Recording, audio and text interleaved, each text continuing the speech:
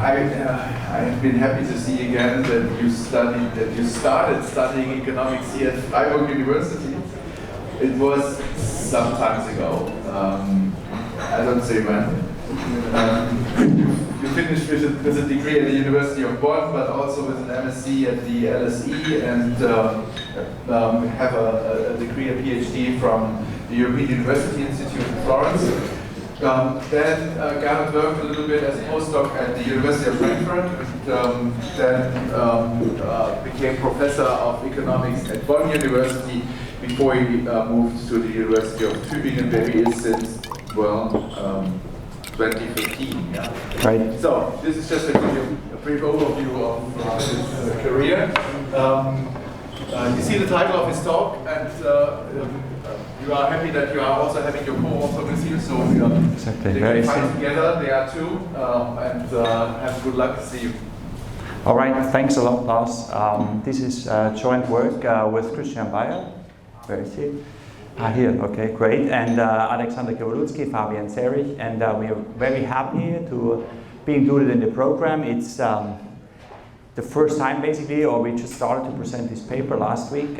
Christian presented it, I presented for the first time today, and so we are very happy to have your comments and views on this. It's called United in Diversity, a HANK squared model of currency areas. And I think it's fair to say that a key challenge, perhaps the key challenge for currency areas, is that you have a monetary policy common to all, and it doesn't fit all. Yeah? One size doesn't fit all. That's well understood and widely debated. And relatedly, you have national fiscal policies, national debt levels, which constrain monetary policy further, and we have been discussing this, and going forward we will have more of these discussions. Now, how should we deal with diversity, the diversity of the union or the heterogeneity, and that's kind of the new angle here, at which level? Yeah? Do we, when we are united in diversity, our nice motto, do we think of diverse countries or diverse people? Yeah? The traditional literature, ever since Mandel put forward his theory of optimum currency areas in '96, has been limited to the heterogeneity at the country level.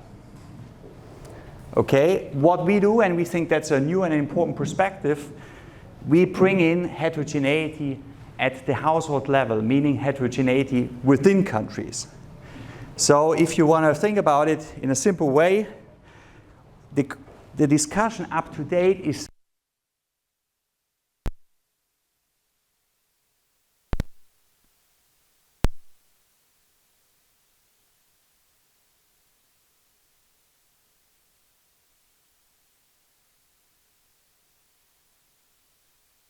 more than a union of countries.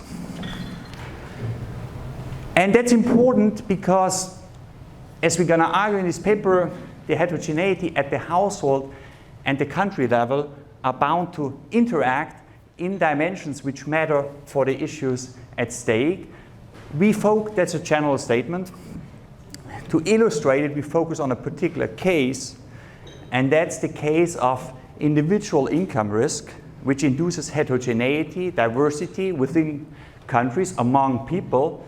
And then you have countries differing in welfare states, and that's gives rise to, as we're going to argue, that's at the heart of this paper, to different demand for government debt in these countries. So countries differ in the demand for government debt because of different welfare states and income risk at the individual level.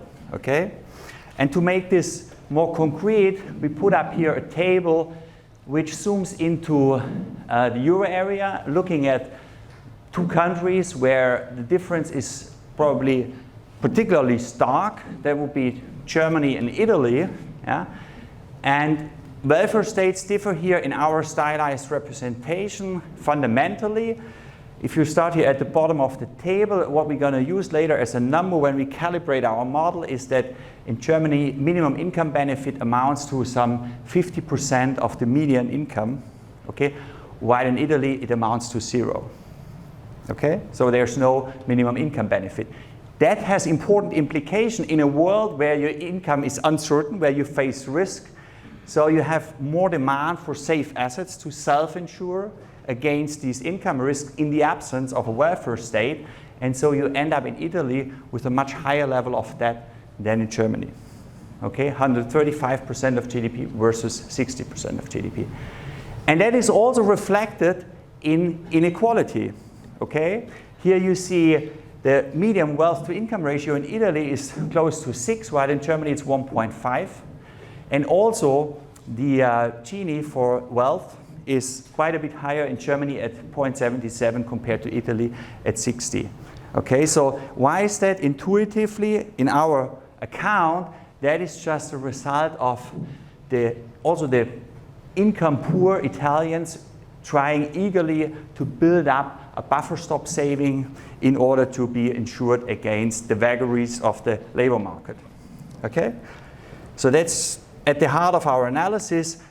It is built on a model where we take these differences in welfare state seriously. So we have incomplete financial markets. That's why people try to self-insure against these income risks, and they face non-trivial portfolio choices in doing so.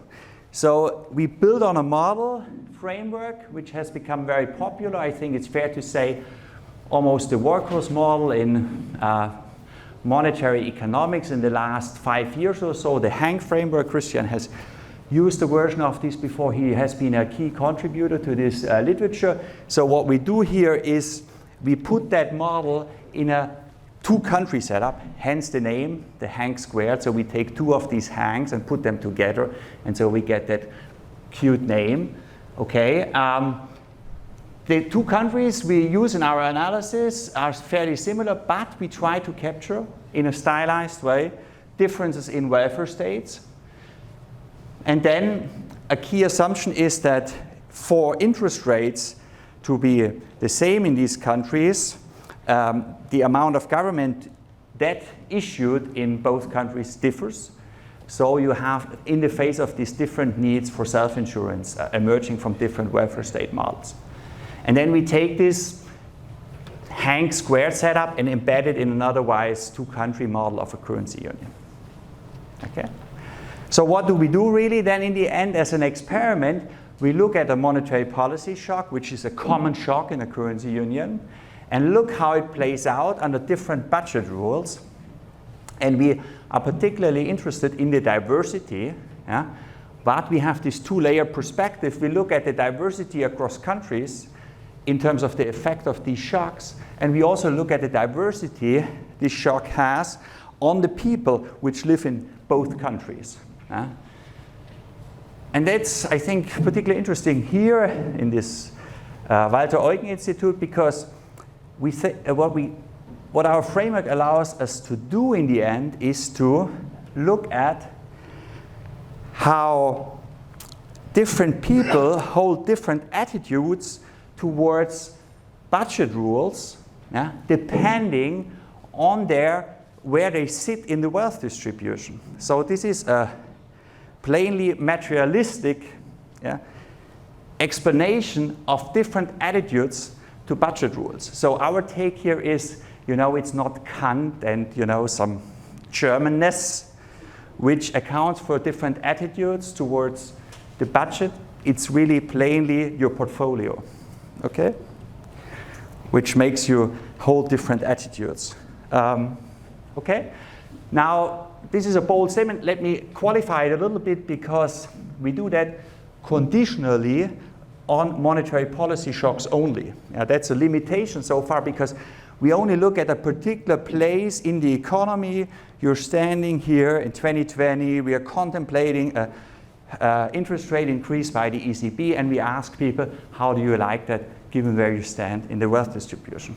Okay? And we think this could be the beginning of a larger agenda, and then we would need to analyze this more broadly, not only for that specific shock. Okay? So what do we find? This is all conditional on a monetary policy shock. When interest rates go up, in the first scenario, we look at a scenario when fiscal policy is unconstrained, say, by institutions or markets, so there's no default risk, and there's no Maastricht Treaty or Stability and Growth Pact constraining fiscal policy to let debt absorb any additional interest burden. In this case, the response to a monetary policy shock is strikingly symmetric across country. Yeah? So common shock, symmetric responses, even though there is some differences across country emerging endogenously from different welfare state models and different wealth distributions. Yeah? But that doesn't matter for how the aggregate economy responds to shocks.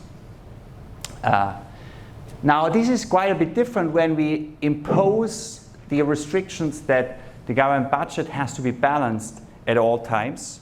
Yeah?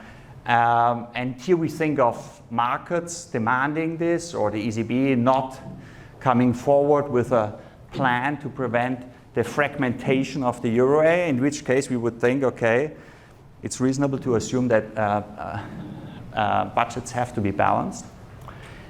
In this case, we find, perhaps unsurprisingly, that the high debt country suffers quite a bit of stronger economic contraction relative to the low debt economy, and also relative to the case where budgets don't have to be balanced.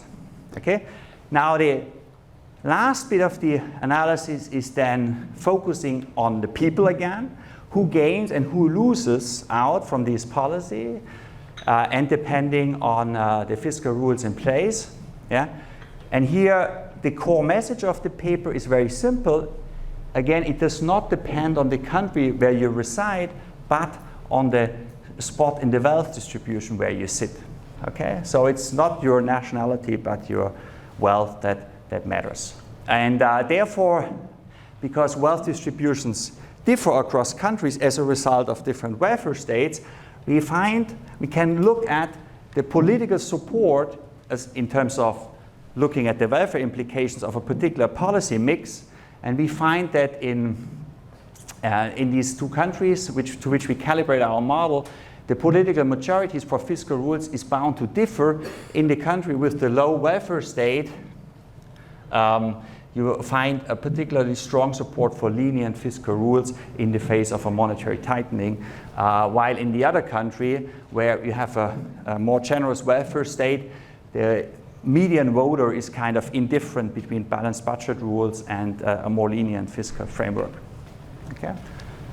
So that's the idea. I was quite detailed here in the introduction because I don't want to bore you too much with the model. So the model setup, as I indicated already, builds on earlier work by Christian. So the idea is we have a two-asset incomplete markets model with idiosyncratic income risk. We put that in a two-country business cycle model where goods markets and financial markets are imperfectly integrated. Here we build on a standard two-country model, which I worked on together with Giancarlo Grassetti some time ago. We put that in the model of a currency union where you have a common monetary policy and you have national fiscal policies. Now here's a table which summarizes the model. I think that's quite convenient for our purposes here because the model in terms of algebra can get a bit boring to present. So let me just try to outline the model here in terms of its fundamental structure. These are two countries and they are the same in terms of structure. When we calibrate it, the key difference across countries is the welfare state. Now that endogenously generates then the heterogeneous wealth distribution. Okay, so households, what do? They face idiosyncratic income risk, they pay taxes, receive transfers, wages are sticky, they receive income on the bonds they hold, the interest rate is set by the common monetary authority. There's also an illiquid asset which earns as a return the marginal product of capital. We like to think of this illiquid asset more as housing because it's also not traded across the two countries. Then we have entrepreneurs, but that's not essential here. So then we have the two assets. So we have a government bond or a riskless bond. So there's no default. I should also say this in this model. debt is safe. Yeah? So bonds are traded in every period and across both countries. Yeah? That's the liquid asset, and that makes it particularly attractive as a device to insure against income risk. On top of that, you have illiquid assets, capital or housing, so that can't be negative, and it's only traded infrequently. There's a trading friction there. The idea is that this is then less suitable for this reason as a device to insure against income risk, but we have it in the model in order to get the wealth distribution right. So, and then this is also not traded in this version of the model across countries. Production is fairly standard. This is a new Keynesian model. You have intermediate goods produced under monopolistically, then they are resold. You have monopolistically competitive resellers. There's sticky prices and stuff. That's not particularly interesting. Now, then you have the government. There's a monetary policy is characterized by a Taylor rule, which targets average union-wide inflation. You have two fiscal authorities. They raise taxes nationally. Government spending, we're not interested in here, so we keep that constant. We have transfers that plays a key role, and we have a rule for taxes. These taxes are adjusted more or less quickly in order to stabilize that. So again, there is no default in this model. In the long run, debts will be honored. It's just a question of how quickly you adjust taxes in the face of higher financing needs. Okay, so that's a summary of the model here. I can present a few more details on the model. That's the household problem, where you see that how that works. So there's a common wage, and then idiosyncratic income risk emerges because people differ in their productivities, which fluctuates exogenously. That's the H term. And then there's employment, which people choose. And then there's average tax rate, and there's tax progressivity. So we want to make sure that we have a fairly accurate description of the income process, because the income process in turn determines people's need to, determines their portfolio choice.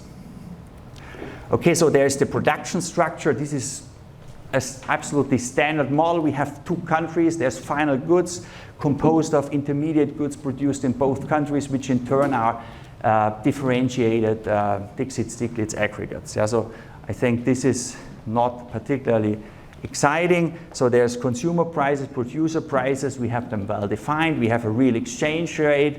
So a real exchange rate can adjust, but not to disappoint you, these aspects are not key right now, because we look at the symmetric shock, a common shock, and even though countries are not fully symmetric, the kind of asymmetry which emerges under some circumstances doesn't generate much of an international cross-country adjustment.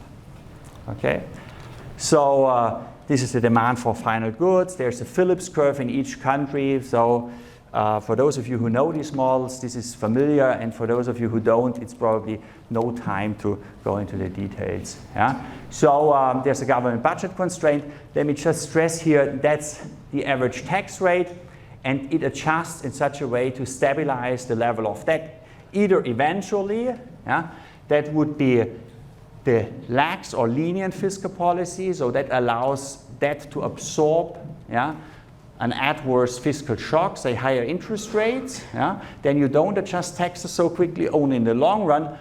Or that's the alternative scenario, balanced budget, and here we let this guy to infinity, so there's really no way that you respond super aggressively with your taxes in order to stabilize that. Taylor rule closes the model, so as I said, that's totally fair. The two countries, I should say, are symmetric. They're if equally, they have the same size, and so each inflation rate, that's producer price inflation in country A, that's producer price inflation in country B, they get the same weight, and that's the Taylor rule. Okay? Nothing fancy here. So the calibration is a bit interesting and involved. So let me stress here the main idea. The main idea is to focus on these differences in the welfare state, and therefore, there are heterogeneities across countries, and that has been the theme of a large literature on optimum currency areas. But there the focus was always on cross-country differences in certain model parameters, and they were taken for granted. Yeah? So they were set on an ad hoc basis. So here the idea is we keep everything the same across countries in order to highlight the role of these welfare states and individual income risks in each country, and to see what that does in terms of inducing heterogeneity across countries. That's the whole point of the exercise. So, and to get there, since government debt has this important role to provide liquidity to households in the face of income risk, we targeted debt levels, which we observed for Germany and Italy. So this is our calibration target. We set the interest rate to 1%, and we assume zero net foreign assets. So in steady state, government debt is held by nationals only. Yeah? And in this way, the model, because there's different needs for insurance in the two countries because of the different welfare schemes, the model endogenously induces heterogeneity in which then shows up in these inequality measures, which we saw in the beginning already. Okay? That's the main idea for the calibration. Yeah, we target the different debt levels. We set the interest rate to be the same, and therefore, given the different welfare schemes, we see differences in the wealth distribution. Yeah? So we try to accurately capture the income process by setting these tax rule parameters, tau, but we assume them to be the same across countries. Yeah? So that's not a source of differences across countries. Here's a bunch of parameters. I think this is not particularly interesting to talk about, so I skip this. I also skip this. These are model parameters. We take them from the literature. This is not driving our results. Yeah? Also, this is not important. Yeah? So let me stress here a first interesting result. So this would be country A, which we calibrate to Germany in terms of the debt level. This would be country B, which we calibrate to Italy in terms of debt levels. And we target the debt levels, and as a result, the model predicts these differences in the wealth distribution, yeah, in terms of Gini and in terms of the median wealth to GDP. Yeah? We are not exactly there with our model in terms of empirical counterparts, but we are close, and we're getting the gist of it. Okay, so we think that's a success. And it will play out in terms of what the model predicts, and is happening in response to monetary policy. Okay, so now we are looking at the monetary policy shock, which is a common shock, interest rate shock, taking place at the union level. And then we are interested in whether that induces heterogeneity across countries. That would be the traditional perspective. Countries differ in terms of the income risk, in terms of the welfare state. Does that matter at the aggregate? Here the first scenario assumes a lax fiscal policy. In our take, that is a fairly good description of what happened in the last 20 years in the euro area. There was not a real constraint on government's budget. Roughly speaking, perhaps. And then you see that in this case, you get practically the same response of output. Consumption more or less responds in the same way. You see that tax rates increase a little bit more. So I should say the red country is always country B. Think Italy. Yeah? A would be country A. Blue would be country A. Think Germany. So because the initial debt level is higher, in the end, taxes increase more in Italy in response to that shock because there is a higher financing need, interest rates go up, but the differences in terms of macro dynamics are nil. Yeah? So also inflation responds in the same way. Okay? That's interesting in the sense that here one size fits all in a way, yeah, in this perspective. Now what's interesting, we believe, is that if we look here in particular at these measures of the wealth distribution and income distribution here, so here we look at the top 10 income share, and you see that goes up in both countries. There are differences across countries, but what's remarkable in our view is that these inequality measures within countries respond fairly strongly to that shock, also the consumption Gini. Yeah? So I would rather want you to take away from this that rather than the country differences in these measures is that inequality goes up in response to these shocks. Okay? Let me summarize this. When government debt is in the high debt country goes up more, when fiscal policy can absorb the shock, then you have a larger increase in debt in country B.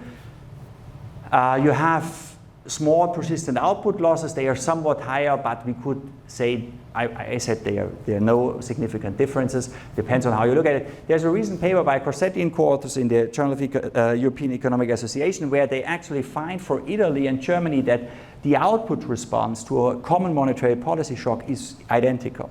So in this sense, the model under this assumption that there is a lenient fiscal rule, no constraint on government's budget, that would rationalize the observation which we have in the data that indeed the output responses to a common monetary policy shock are no different in Italy. Or I should say they were no different in the past, because Corsetti et al. Of course used the data from the last 20 years to obtain their estimates. Yeah?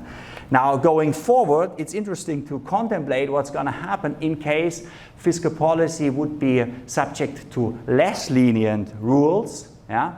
And I think it's natural at this juncture to think about it this way. We don't have default, but you could think in the model, but you could think that market discipline imposes,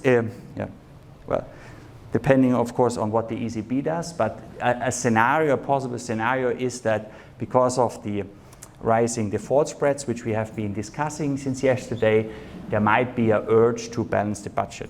Yeah?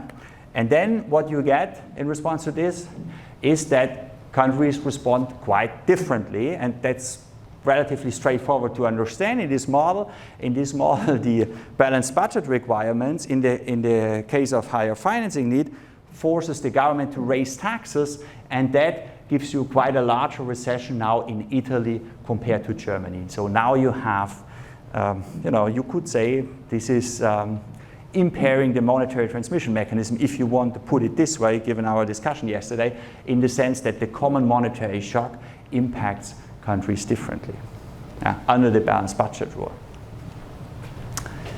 Okay, and so again, in this scenario, what's remarkable though is that also in this case you see that the inequality measures shoot up in both countries. So that's, I think, an important takeaway, that so whether the macro responses differ depends on the fiscal regime in place.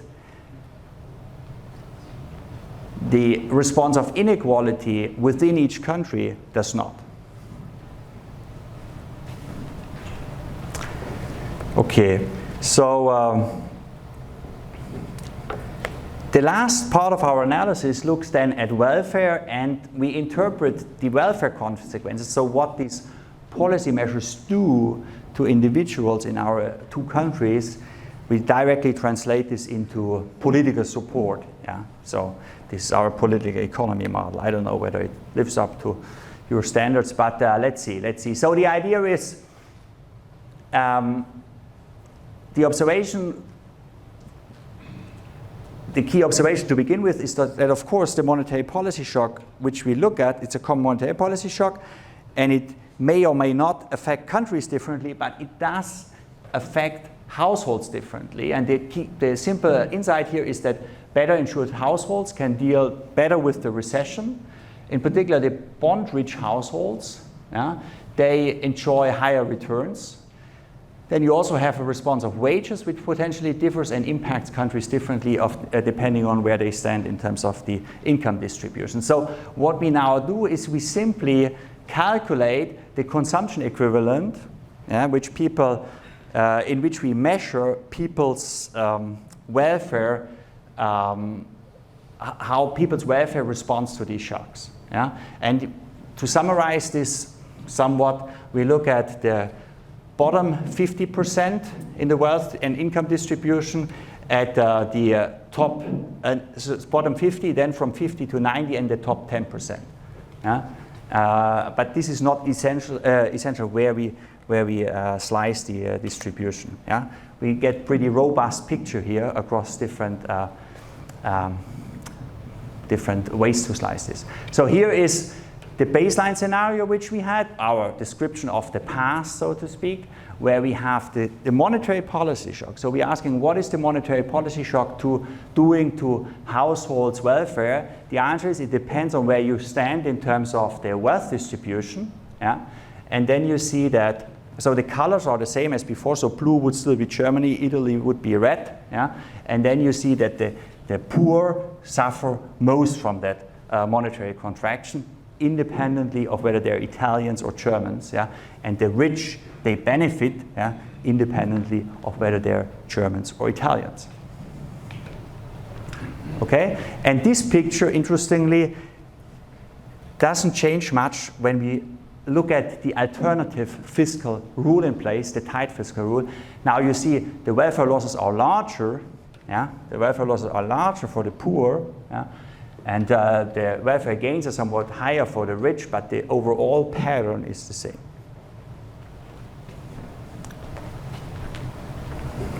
Okay? This is also for income not so different. So here we look at the income distribution rather than the wealth distribution. Now the income rich also suffer, but they suffer less than the income poor. Okay, also here robustness with respect to the fiscal rules in place. Okay, and the last question we can then ask given this framework is, let's look at the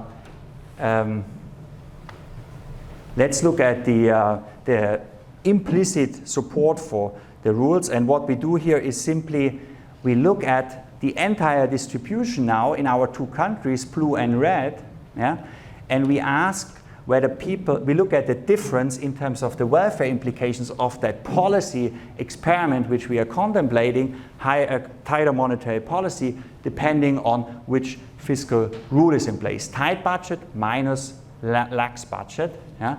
And then we can ask, okay, here's the cumulative distribution of this welfare difference. And how do we read this? Well, we read this, here's the 50%. Yeah? And here is the 0, and we are here. Let's first look at the red line, that would be Italy, and then you see that most of the math is beyond the 0 point, meaning that, sorry, I think this is the other way around. I always confuse the minus here and the plus. The idea is in Italy, with the red dashed line, you have the majority of the largest mass in support of the lenient fiscal regime, while in Germany it's just about 50%. So the vote would be split if we were putting this up for a vote. Do we want that monetary contraction? Do we want that monetary contraction under a balanced budget rule or under a lenient rule? Okay, so that's the idea that we can rationalize these attitudes towards different fiscal rules through people's portfolio decision rather than some innate national attitudes towards rules. Yeah? Okay, so that's it. Let me conclude. So we have a heterogeneous currency area with heterogeneous households.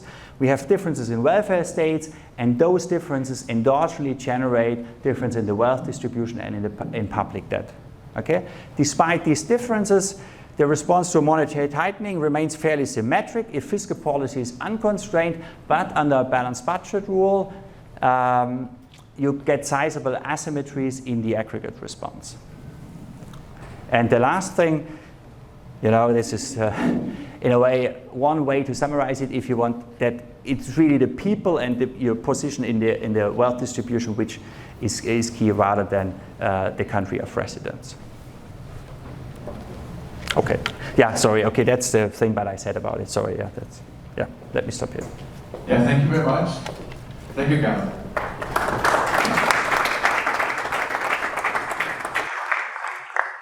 The comment is going to come from Krause. You should know him because he's the member of the board of the Stiftung Geld Währung, the Foundation of Money and Currency. But as usual, as long as they are changing clothes here and changing slides, Let me briefly introduce him to you. He holds a degree from Yale University, was with the Deutsche Bundesbank for, well, 8 years, something like that, as a senior research economist, and then since 2013 is professor of economics, of macroeconomics at the University of Cologne.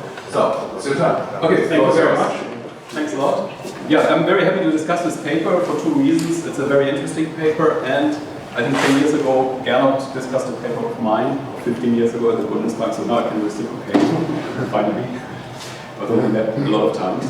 So, yeah, here's the title of the paper. The author, the other authors I didn't mention, sorry to them.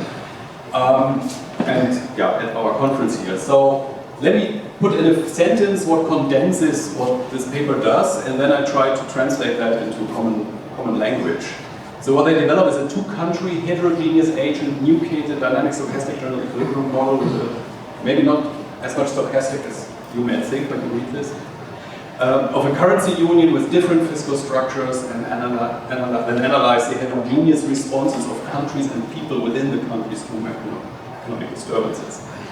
Maybe I'm saying more here than the model does because there's only one disturbance in the model so far, but that would be the geeky summary of this paper, or of the model at least. And what they do is they analyze the effects of monetary policy in member countries of the monetary union. That's something we are all interested in since we live in a monetary union, and that is an aspect we should cover.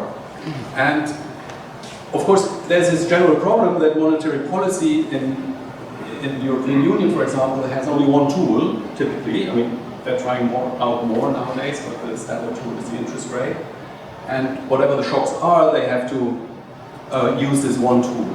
And here in this case, as Gernot explained, there's one shock, the monetary policy shock, kind of a surprise in what the central bank is doing. And still then, in the sequence of the shock, there is an endogenous response of monetary policy to it, but the whole economy is also doing a lot of stuff. And why does the economy do so many different things, and why do different things happen in the different countries? It's because the structure of the members' countries is different for reasons of institutions. And in this case, it was a welfare state that differs, the welfare state that how people can react to shocks and what assets they accumulate differs across them because they have different opportunities. Now, when we talk about agents, we mean people, right? Not secret agents or something. And the special aspect of this model is that many different things can happen to different people, right? They all have their own income histories. Some may have been have negative income shocks, others are successful in the labor market, then they have insured against how they may fare, they may have saved or borrowed, depending on where they are in their distribution, and that there's a lot of rich dynamics going on the micro level in this model. And that is really special. I mean, macro up to 5 years ago, the 5 years that Gernot mentioned, we typically look at models where we have a nice description of the macro constraints, and then we place into the models a representative agent and a representative person that we presume behaves like the aggregate of people, like the sum of people behave like one rational person. And we know from microeconomics and common sense that this is not true. Everybody is different and everybody behaves in different ways. And since this literature emerged, it is possible to have both things in the macro model, right? Little people who do meaningful things and aggregate their behavior, and that they live in a world that is constrained by the macroeconomy, the things that have to add up in an economy. I mean, Gernot and his co-authors, they are masters in mastering these type of models, and that makes them so valuable, and this makes this also a great contribution. Here, the focus is on debt, or the inclusion of debt, and debt has the role of being a tool for agents to save and to have a safe asset. I always think it sounds like a model car. Then they look at two possible scenarios. One is a budget that is always balanced, that is this constrained fiscal policy that we saw, or we have a fiscal rule, some kind of automatism of the tax rate adjusting to make sure that debt doesn't explode. or doesn't make weird things, or moves into areas that we are not comfortable with. Gernot you were trying to justify this balanced budget rule by the market. My first thought was the debt break, like the German rules for balanced budgets, which also exists in the US, so you could just also say this is a policy option that governments may give themselves.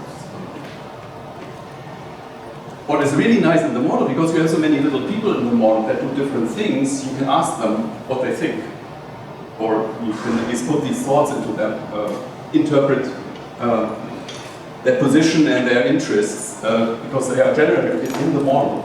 And so you can basically go around with a microphone or a checklist and take a survey and see what they think. And that's, I think, also a strength of these models, because if you get results where meaningless stuff comes out, which has no connection to how people would think in the real world, then maybe the model should have a richer structure or a different structure. But here you can really read off something interesting. So just a little more words on the analysis. So agents in the model, so for each of the probably continuum of agents, a large number of agents in the model, they have to make their savings choices, whether they want to insure themselves against shocks, whether they borrow, if they have negative income shocks. That's all in there, and if there's a welfare state present, then, well, you don't need to have saved as much, because the government holds the resources you need in bad times, individual times. So you can smooth your consumption, you don't need to suffer such a big drop in consumption if there's a welfare state. Interestingly, so they calibrate the model to Germany and Italy, which we believe are kind of extremes in the way debt is evolving and also the welfare state is designed. So there's an asymmetry between these two countries. I guess if one had enough computing power, one would have a European Union with all member states, with all characteristics and whatever we have, but we want to reduce things to something that we can count with on hand. Interesting, so there is difference in the welfare state, how well insured people can be and how much the government does for them. And that generates them, so basically how these models work is you simulate all these individual fates of individual shocks to their incomes, and then you can describe where on average people end up in the wealth and income distribution, right? And then you see how much they borrow and lend, and so even though the model in the aggregate nothing is happening, there's a lot of happening between people moving up and down their wealth distribution, right? And everything is endogenous. And of course, then a shock affects agents differently depending on where they are in this industry. So some results, I mean, Gernot has summarized them all very, very well and comprehensively.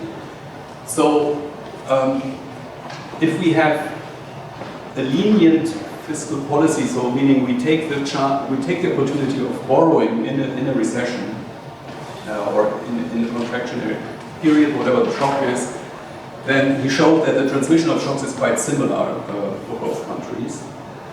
And one result is also that a lot is going on within countries, the income distribution is changing, and not so much differences between countries. And we saw in these graphs at the end that it's the low income or low wealth individuals who suffer very strongly in both countries, right? There was an alignment of, that's why we said workers unite, because it was a low income people who we call workers here who suffer the most, so they could gang up against the others. For high wealth individuals, we also saw that they may benefit from these shocks because of valuation effects and other subtleties. So their income effect, the benefit they have from the shocks that are happening are just different than from the other part of the population. Now when we force a balanced budget rule or a debt break like in Germany, the Schuldenbremse, then the more highly indebted country suffers more when there is a contractionary monetary policy shock. And more households are negatively affected. And then the interesting question is, how do people think about what's happening to them? And what Gernot showed us at the end, he showed basically the results of if we had votes and where is the median, where's the voter that decides which side wins? Depends really where you are in the income distribution.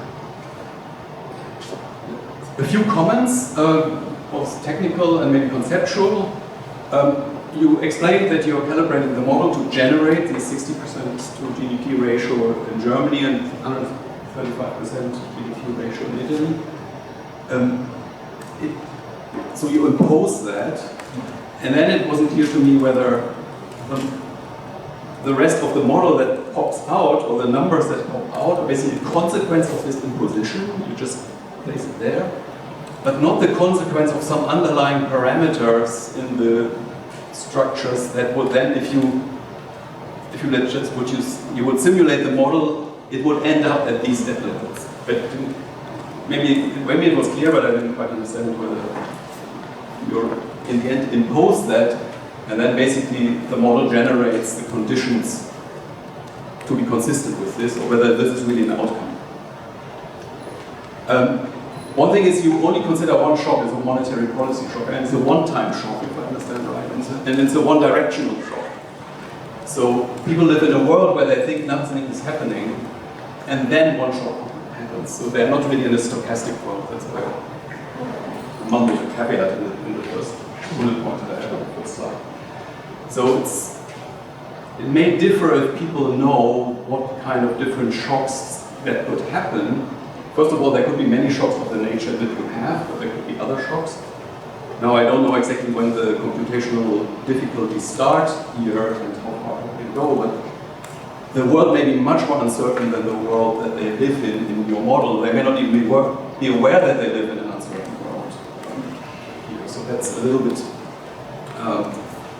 maybe something one could work on, so that agents really make their savings choices also in view of how the whole macroeconomy is behaving, which would be a tremendous challenge to put that all into the model.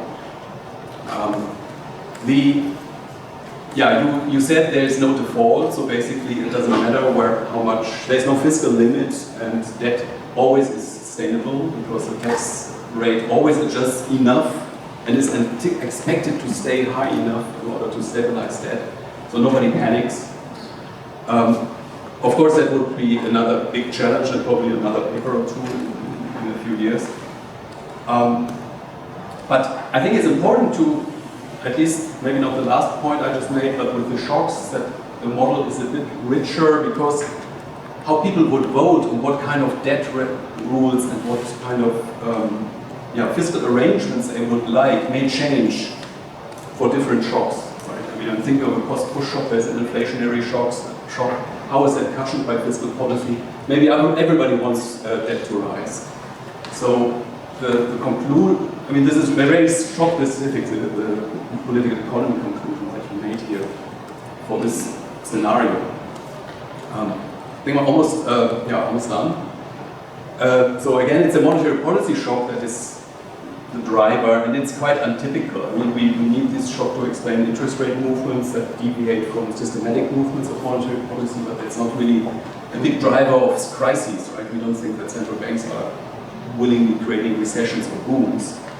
So as I just mentioned, there should be more shocks, or at least you should also consider maybe one by one alternative shocks, and they could lead to interesting conclusions. So the opinions of the agents in the model may change.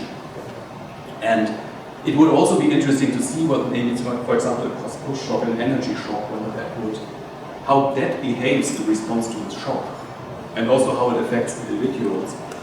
Because that's what we kind of want to know, how a shock that we have now or in the 70s, how that bears out across people. So again, it doesn't need to be all the shocks at the same time. That would be probably beyond possibilities.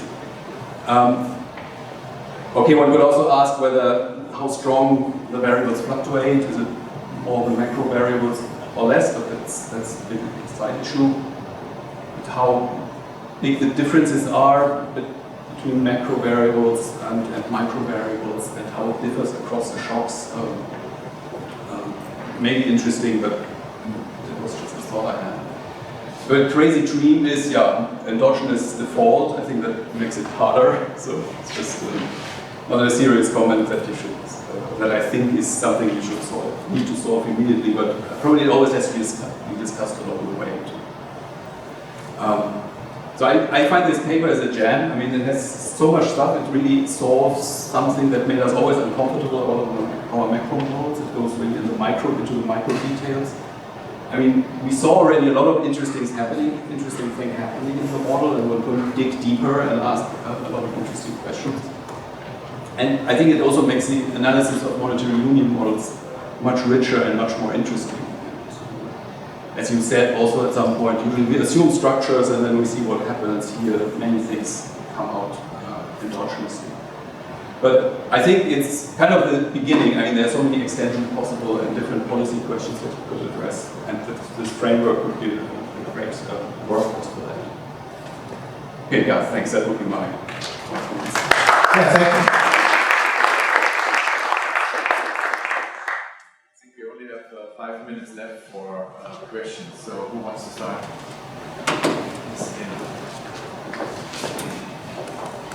So thanks for a very interesting paper. I have a comment and a question, but maybe the question can also be dedicated to lunch. My comment would be, so I get that you want to focus on this heterogeneity happening at the individual level, and you want to show off any macroeconomic divergence between the two countries. But I think, like Michael said, this can only be the beginning, and particularly if we want to talk about the current situation, similar to the situation we had in 2010.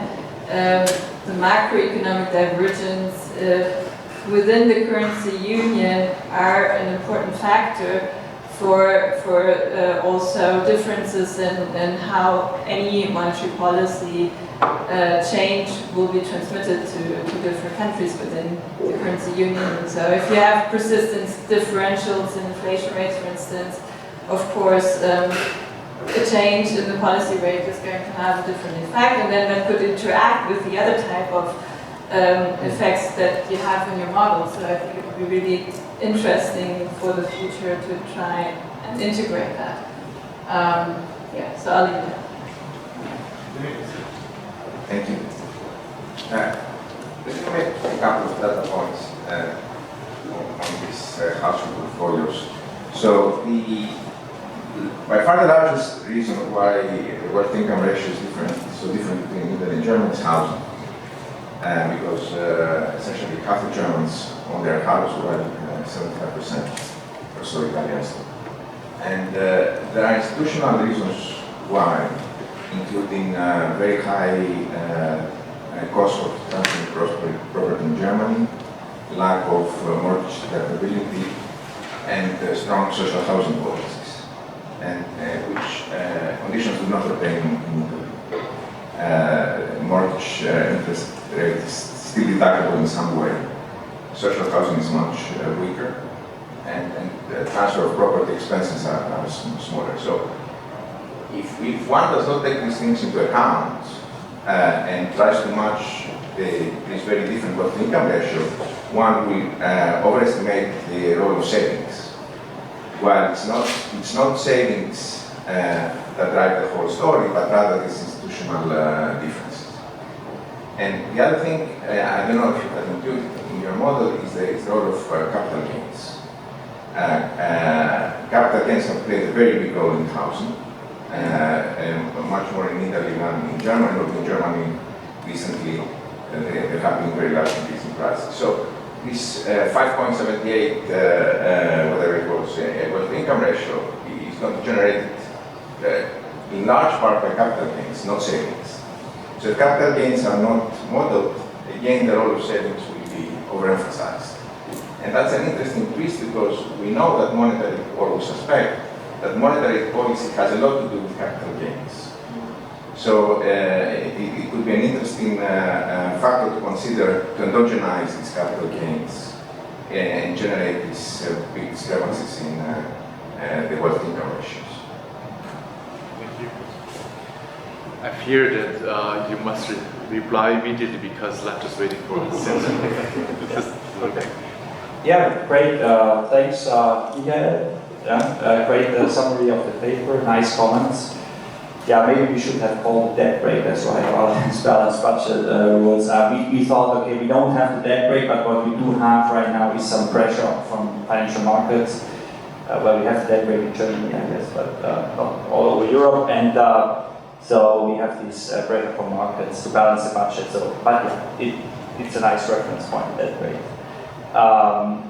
I mean, on the calibration, I think, yeah, we target debt. We could also generate the debt levels endogenously if we pick other calibration targets, such as moments of the income distribution. And then the debt level emerges. Then it wouldn't be immediate, directly there. I mean, now we are spot on in terms of debt levels, but we don't exactly match the distribution parameters. But yeah, so we could go the other way around and would be spot on there, and then it would be close, arguably, here where we are now. And on the shocks, yes, these are important issues. I mean, this is a one-time shock, it's a specific shock. It's very interesting to look at other shocks.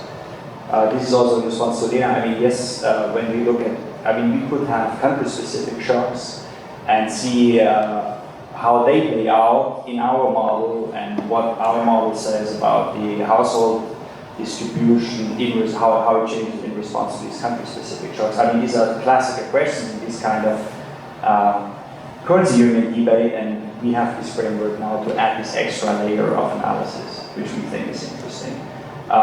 One technical remark to Michael again about these shocks. I mean, we solved this model with a special algorithm which Christian developed earlier, and so with respect to macro shocks, these households, they behave in a certain equivalent way. So uncertainty and whether other shocks are in place do not affect the results we have here, because people are very much concerned about uncertainty of income, in the idiosyncratic income. This is an order of magnitude larger than the macro risk, and then we account for through the precautionary savings, but we don't have that with respect to aggregate shocks. Yeah, and on the details, yes, we don't model the institutional details of the housing market, and yeah, maybe we should go this way. I mean, what we like here right now about the framework is that while being so simple, we get some facts right, but you're right, since we do not account for all the other institutional differences across those countries, they may also drive some of these, and so we will look at this. Thanks.